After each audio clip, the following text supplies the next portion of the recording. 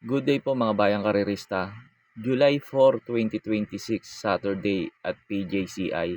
Start time at 3 p.m.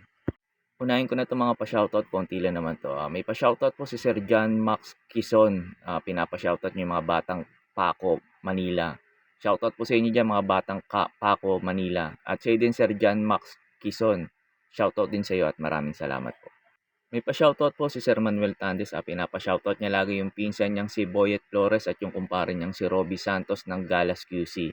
Shoutout po sa inyo Sir Boyet Flores at Sir Robby Santos at sa din Sir Manuel Tandes. Shoutout po sa inyo at maraming salamat po. Shoutout po sa inyo Sir Ramon Carpio. Sir Ramon Carpio, shoutout po sa iyo at maraming salamat po.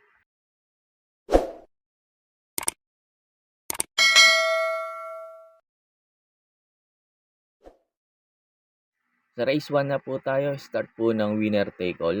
Races 1 to 7, distance 1,400 meters. Dito po sa race number 1, pag may mga kursunada po kayo, lalo na't mga dehado, dagdag nyo lang po. Kasi itong numero 4 na to, spellbound dito sa race number 1, susuluhin ko na po to.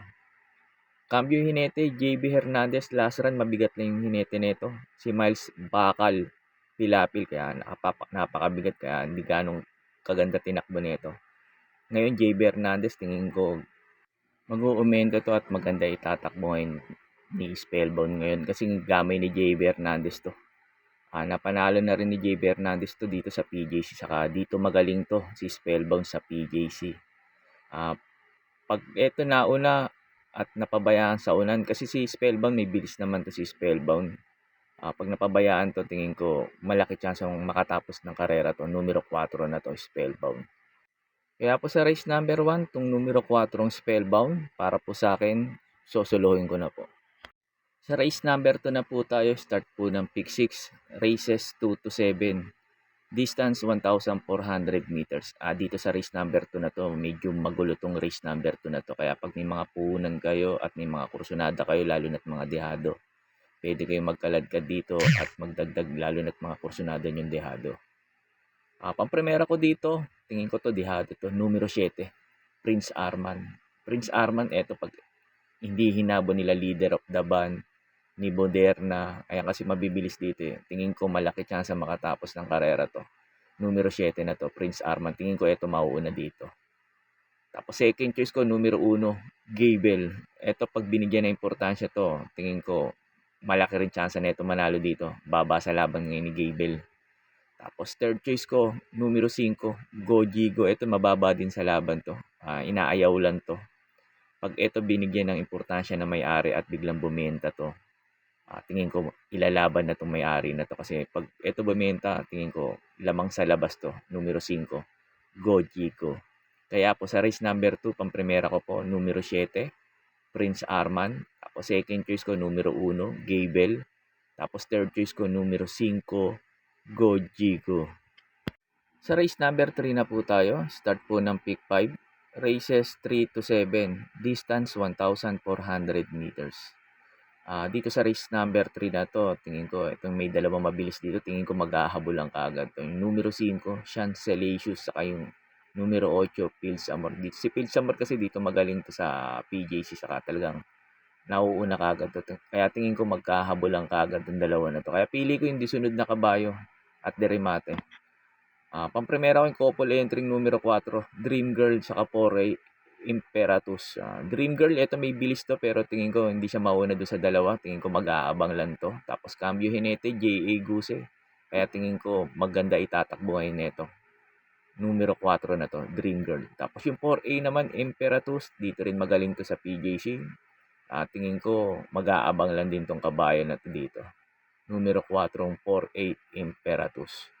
Tapos second choice ko yung galing sa panalo, Frugality. Ito last run, ang ganda ng tinakbo. Ang lakas ng tinalo nito ni Frugality. Tingin ko mag-aabang lang din tong kabayo na to.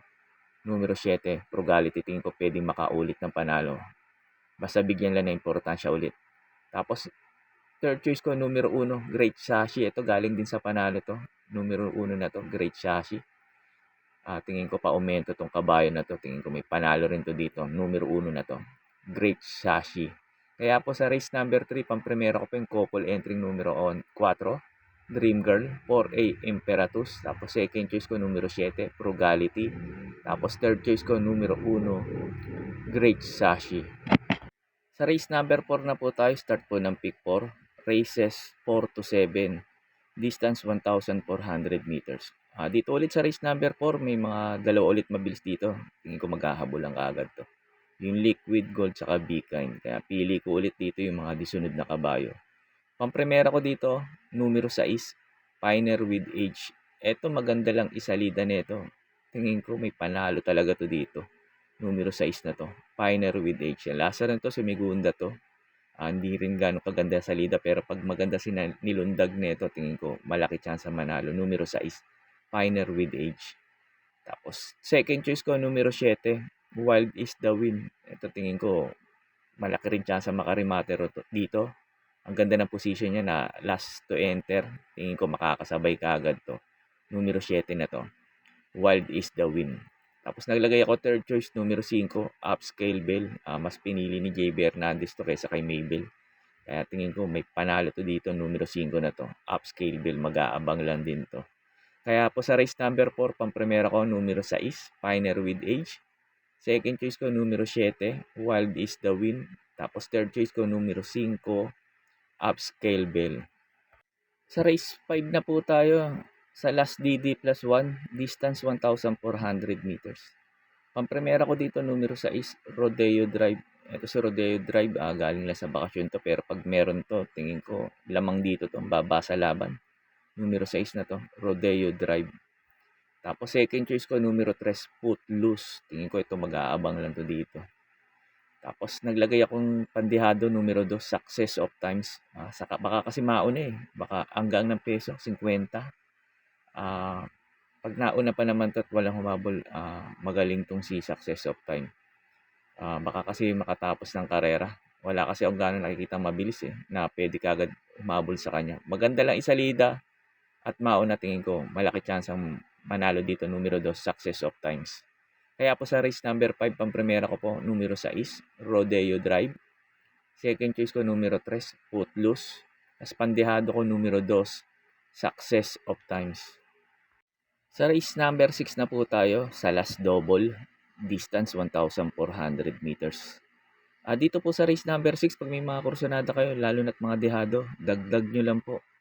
Kasi itong numero 1 na to, Circle of Love, ito para po sa akin dito sa race number 6. Sosolohin ko na po to. Wala kasi ako nakikitang ganong mabilis na pwede ka agad magpahirap sa kanya sa unahan. Kaya tingin ko malaki chance na ito makatapos ng karera ngayon. Numero 1 na to, Circle of Love. Gamay ni JB Bakay kayo ito. Pagkatapos nga pala ng info ko dito, in-upload ko po yung last run nito sa PJC, hindi yung sa Metro Turf. Kasi doon sa Metro Turf, hindi naman binigyan na importansya to si Circle of Love. Kaya yung in-upload ko yung sa PJC, kung saan yung nakipaglutsyahan siya kay Every Sweat Counts, ang nanalo doon si Grand Jefe. Para magkaroon po kayo ng idea kung sosolohin nyo po ba o magpo-protection pa kayo. Nga pala dito magaling to si Circle of Love sa PJC. Kaya po dito sa race number 6 to, numero 1 na to, Circle of Love, para po sa akin, sosolohin ko na po. The gates far back there racing. Now on the back foot was Easy J off the inside. Not so Every Sweat Counts. He came out running to lead on, settling down. Circle of Love, favourites up to second. And third then was Grand Hefe, just been shaded by Amazing on the outside of Grand Hefe. Followed by 3 or 4 back then to Summer Rule. And then came Easy J through on the inside of him. Frosty Raven, the grey, was next, and at the tail of the field is Wild is the Wind. Gee, they're strung out over about 15 lengths as they run towards that top turn. Circle of Love the inside, going together lickety split with Every Sweat Counts. They're 7 and 8 in advance of Grand Hefe. Pushed along then Amazing, about 5 back then to Easy J. Summer Rule not going well today, being passed by Wild is the Wind, and back with them is Frosty Raven on towards the home turn, and your favourite favourite takes command here, Circle of Love. A length in advance, Every Sweat Counts. Wide on the track, Amazing. Grand Hefe in the centre of the track. Over on the inside, Easy J is running on okay, but at the 150, he gave them the slip and darted away, Circle of Love. Here comes Grand Hefe roaring home in the centre of the track. Grand Hefe right over the top of them. Welcome back, Valdilemma, and he gets a win at Padre Garcia on Grand Hefe, who's beaten Amazing, then Easy J. Weakening away was Circle of Love, Frosty Raven, Wild is the Wind, Summer Rule, and the last one home today was going to be Every Sweat. Sa last race na po tayo, sa race number 7. Bago nga pala ako magbigay ng info ko dito, makikiusap ulit po sana ako sa inyo na sana po mag-subscribe po kayo sa YouTube channel ko. At pakitap na rin po yung notification bell para updated kayo tuwing mag-upload ako ng mga infos at videos ko po dito. Arnel Racing Tips, maraming salamat po. Sa race number 7 na po tayo, sa last forecast, distance 1,400 meters. Dito sa race number 7 na to, sa paratingan na to, medyo magulo rin to, kaya pag may mga kursunado po kayo dito, lalo na't mga dehado at may mga puhunan din kayo, pwede kayo magkaladkad dito.